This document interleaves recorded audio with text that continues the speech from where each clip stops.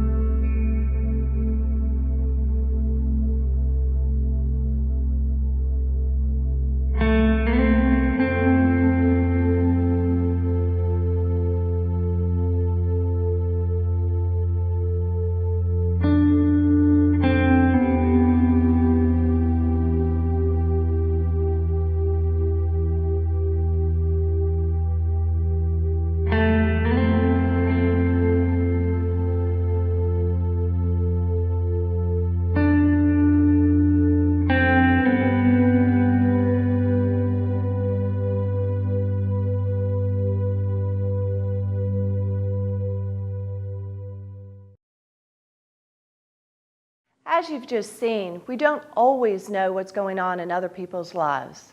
And listen, we're not asking you to be therapists here. Coaches Assist is about making the human connection with your student athletes around challenging issues. You're the coaches that actually sit in a pretty unique position. And if you don't know this, you should. Student athletes trust you, and they're willing to go to you for health information. And so we're asking you to become more guiding and listen to them a little bit more using that empathetic listening style. Coaches play many roles, wear many hats, as you know. They could be their travel agent, social media guidance, their leader, their mentor, their coach. And a lot of these roles come with that directive style of communication.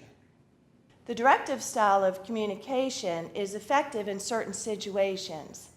It implies a certain level of chain of command where one person is instructing another person what to do, and the expected response is one of compliance. This works really well in drills and practices and even on the playing field. But when we're talking about conversations that happen off the field, conversations about lifestyle issues, substance use, relationships, eating issues, anxiety, time management, the directive approach is not the most effective. In this case, we move from the identify and fix mode to the guide and inspire style of communication. This empathetic, guiding style of communication can actually relieve a lot of pressure for you as the coach. You're not expected to be the expert on your student athletes' issues or problems that they're dealing with. Instead, you're their ally and you listen, and together, you and the student athlete figure out what's the best next step. These are the conversations that you have that you know something's wrong, but you're just not sure about it. So you're recognizing something's different with the student athlete. We know that you've received quite a bit of training in this area, as you probably have on your campus in terms of making referrals afterwards. Coach Assist is about the in-between part, and that's how you react and how you listen. And that's how you can dig a little bit deeper with a student athlete to make a more accurate referral. These are the conversations that are much more effective and helps to meet the needs of the student athletes much more effectively. So let's look at an athlete's story. One of your volleyball players, who is a significant contributor to the team and a great teammate, has had a really strong first 8 weeks of school. However, as the season has progressed, you've noticed that she lacks the energy and drive that you expect from your players. You're also informed that her grades are barely above passing. You have concerns about whether she is a good fit for your program. So what would you say to that student athlete? Obviously, there's probably some things you could say that would make the situation much worse. But what would you say to make the situation better or more beneficial to the student athlete? We're going to give you 5 minutes to jot down a few things that you think that would be helpful, but then also think of some things that would not be all that helpful, and then we'll come back together.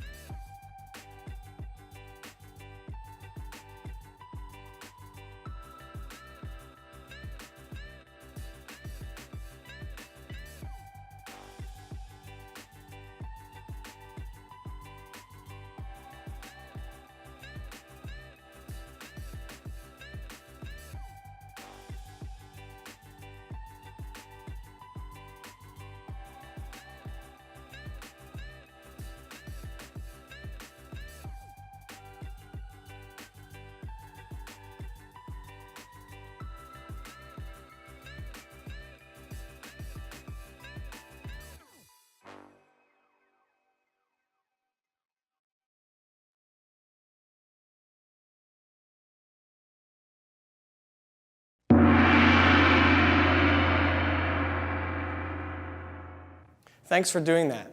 So what we want you to do is just put that aside for now so that we can review some of the fundamentals of Coach's Assist. We use the word spirit, borrowed from motivational interviewing, to describe what is needed in a conversation to have that human connection. There are four main elements that make up the spirit: partnership, compassion, acceptance, and evocation. So partnership occurs when we move from that directive style to a more guided style. We become allies with the student athlete, recognizing that they are the expert on themselves. Compassion is simply recognizing the value of another person. It's putting their priorities ahead of our own. Acceptance is very big in that human connection, and acceptance means getting rid of any type of a judgment, accepting a person completely where they are, supporting their right to make their choice that they think is best for them. I want to be clear that acceptance is different than approval. So we accept another person as they are, and that doesn't mean we necessarily approve of the behavior choices that they're making. And finally, the fourth word is evocation. And evocation is recognizing that the student athlete has strengths and experiences and ideas of their own. And it's our job to help pull those out of the student athlete. Rather than being an expert and filling them with ideas and suggestions and advice, when we use the spirit and we practice evocation, we draw out from them what their ideas are and what their past experiences are. Partnership, compassion, acceptance, and evocation are all important pieces to the spirit. But what's the spirit really sound like? We have 2 audio clips of real coaches and student-athlete conversations. We want you to listen to both those conversations and jot down what you think might be different or similar between the two. First, listen to the audio clips, and then you'll receive 5 minutes to have your discussion. Hey, Emily, what's going on? I'm afraid I'm going to fail out of school. Why are you afraid you're going to fail out of school? Are you failing any classes? No, but I missed a couple over the last week or two. And it's just, I'm not doing very well this semester overall, and it just seems like it's not going well. Okay, have you been going to class? It sounds like you've missed a couple. I was, and then, I don't know. The last couple of weeks I've been sleeping through a few of them, and it's hard to get up and get the motivation to go. Okay. Everything going all right at home? Yeah. So everything's all right with your family. There's no reason why you should be sleeping in from class. You're just finding it hard to get out? Any outside reason? I just broke up with Matt a couple weeks ago. Other than that, I just feel tired out. I know I haven't been doing as well in practice either lately, so it's just, I want to get up and go. Have you been staying out late, doing things you probably shouldn't be doing? Or are you just going through a tough time right now with the breakup? Have you talked to anyone else about it? Your teammates? No. I'm not going out at night. I stay in, watch Netflix to fall asleep, but I'm having a hard time falling asleep, and It sounds like you're a little depressed. Is there anything else going on? Are you getting involved with alcohol or drugs? No, it's just everything feels... Are you sad about your breakup with Matt? Yeah, a little bit sad. A little bit sad, but how impactful was this relationship with Matt? I don't know. I'm obviously, bummed out about it, but probably not. Okay, here's what I think you should do. You should see a doctor or nurse to make sure you don't have some type of problem that's making you tired. It could be your thyroid. They can also tell if you're depressed because it sounds like you might be after this breakup. Will you make an appointment? Hey, Emily, what's going on? I'm afraid I'm going to fail out of school. You worried about your grades? Yeah, I've missed a couple of classes over the last week or two. And it's just, I'm not doing very well this semester overall, and it just seems like it's not going well. You've missed some classes and feel like the semester's just not going that great. Yeah, I don't know. The last couple weeks I've been sleeping through a few of them, and it's hard to get up and get the motivation to go.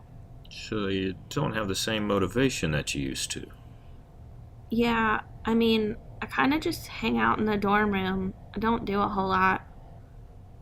It's unusual for you to spend so much time in your room and not have any energy. So what's changed? Um, I just broke up with Matt a couple weeks ago. I don't know if that's it, but I just feel tired. I know I haven't been doing as well in practice either lately. I mean, I want to get up and go. I know it's important, but You noticed a difference in your energy since the breakup. I'm not sure that's what it is, but it's something you've noticed. What else is going on? I don't think anything else is going on. I just don't want to do anything. I haven't been going out, but I'm always tired. But I can't seem to sleep. So you noticed a big change in your energy level since the breakup. It's been hard to go to class. You don't feel like you're playing as well. You're always tired but can't seem to sleep. What else? I don't know.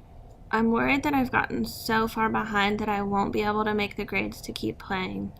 I hate to think that I need a boyfriend to be happy, but it just hasn't been the same since we broke up. This has been really tough for you.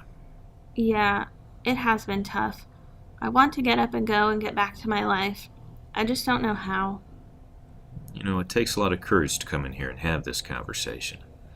I'm certainly no expert on relationships, but I know we have some people on campus who are really good at this kind of thing. Would you be willing to talk with one of our counselors who can listen to your story and help you figure out how to get back on track? Yeah, I want to get my life back.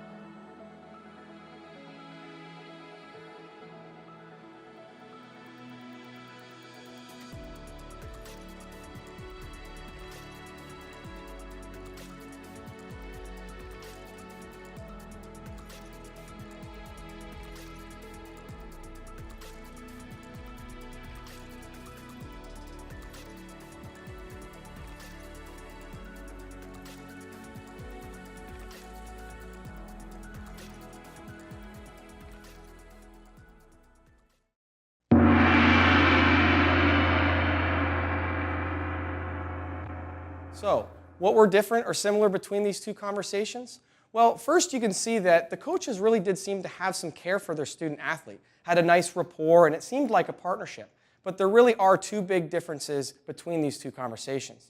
The first, the coach peppered the student athlete with questions, automatically went to fix-it mode and tried to resolve that problem right there in that conversation.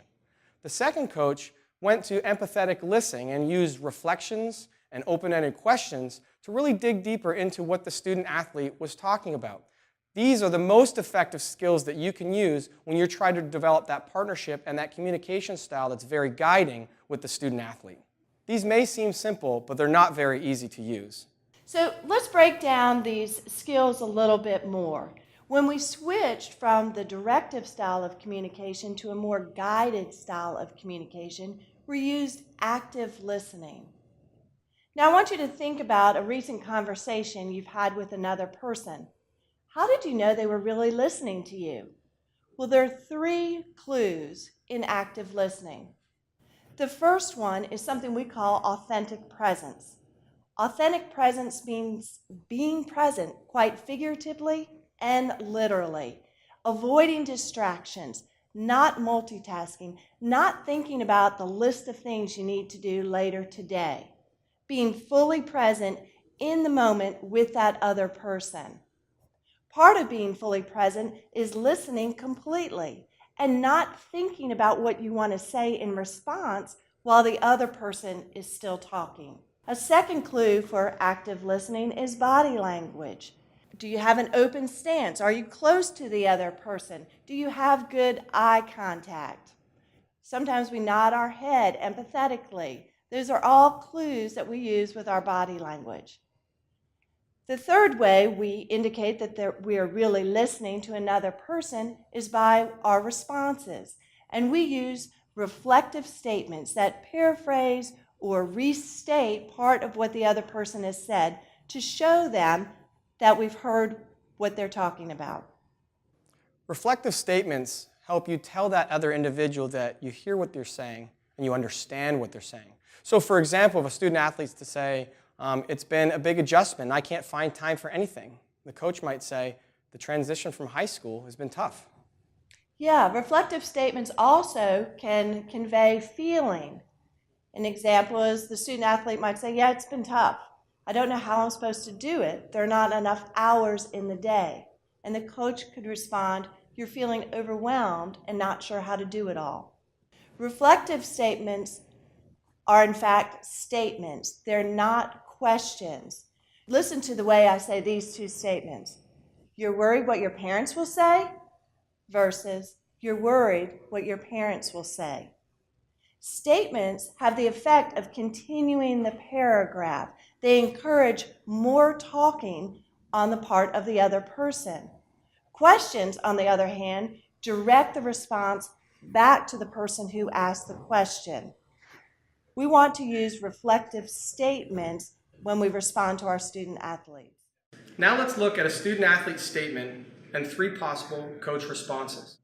The student athlete says, my parents are worried for no reason, I'm fine. So the 3 possible statements are A, there must be something going on, what seems to be the problem? Or B, your parents miss you a great deal and want you to be a part of your life. And finally C, your parents are concerned for no reason. So Carol, I'm going to read these statements back to you and you can give us some feedback. Okay. A, there must be something going on, what seems to be the problem?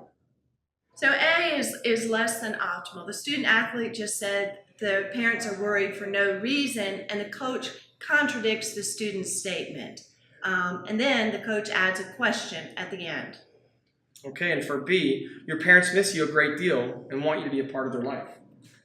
B is a little bit better. You can see that the coach is trying to be empathetic. However, they add something that the student didn't even mention and says that your parents must really miss you. So they're guessing, trying to solve. Okay, and for C, your parents are concerned for no reason.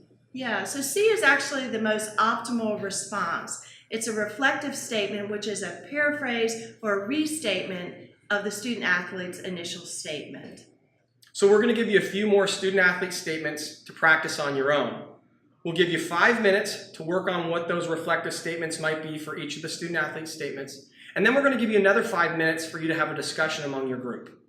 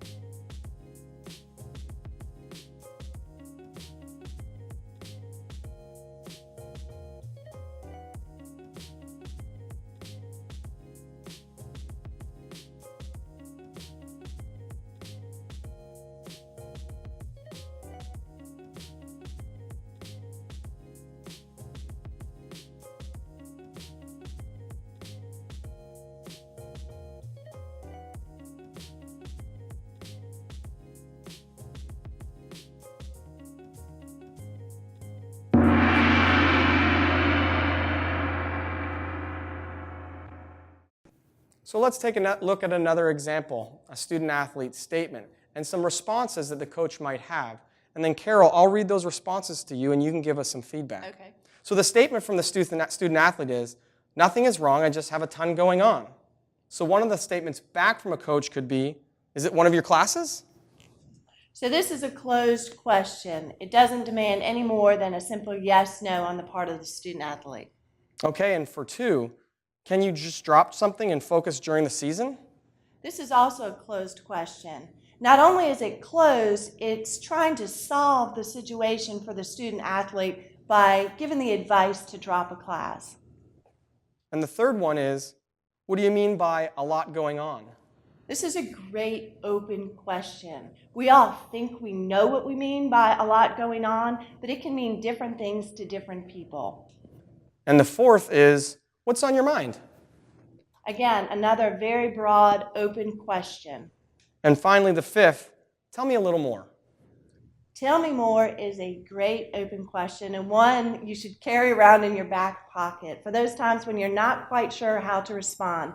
Tell me more is a great open question. Here are 3 student-athlete statements. We want you to come up with an open question for each student-athlete statement. Remember, you're not trying to solve or fix the student-athlete.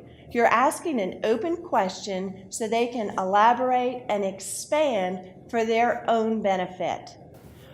We'll give you 5 minutes to come up with an open question for each of the 3 student-athlete statements, and then 5 minutes more to share your answers with the rest of the group.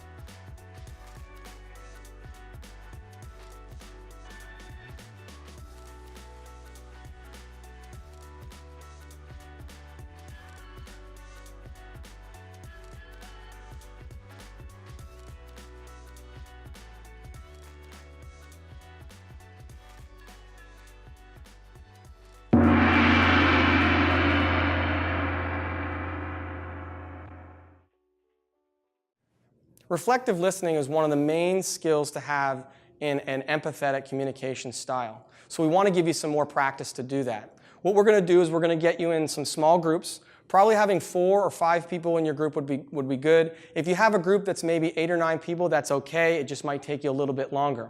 Essentially, we'll have one person that'll start as the student athlete or someone that's going to have a statement of a problem.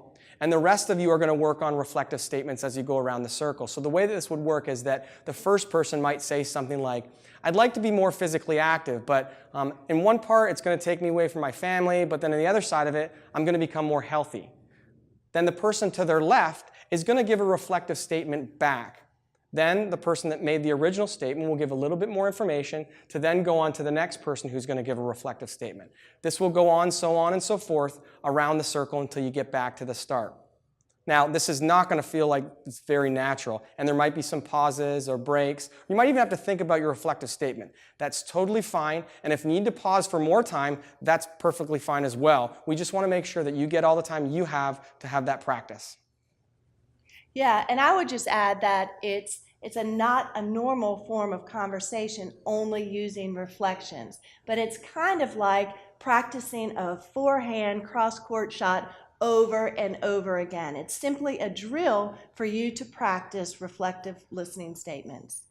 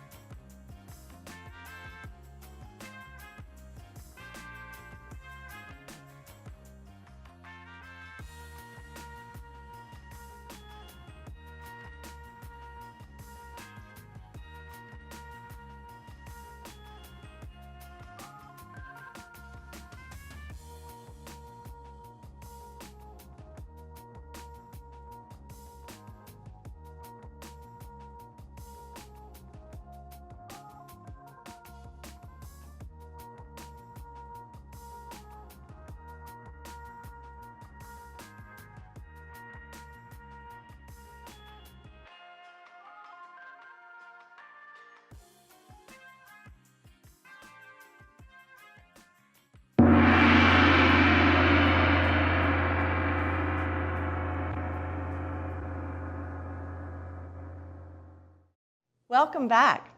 Hope the reflective listening practice went well.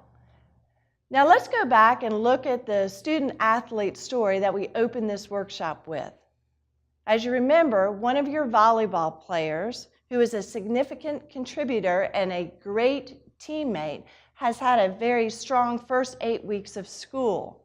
However, as the season has gone on, you've noticed that she seemed to lack the energy and the drive that you expect from your players. You're also informed that her grades are barely above passing. You have concern about whether or not she's a right fit. So now with this new lens of this guided communication style and some of the skills of open questions and reflective statements and active listening that we talked about, how might you respond to this student athlete?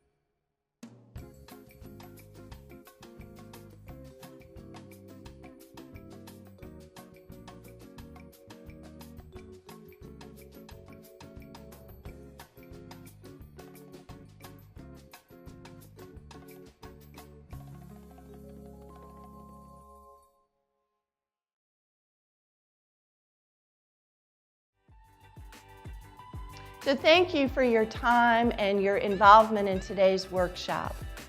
As we begin to wrap things up, we want you to take a few moments and think about what you might take away from what you have learned today. What is one or two skills that you might begin to use in your practice?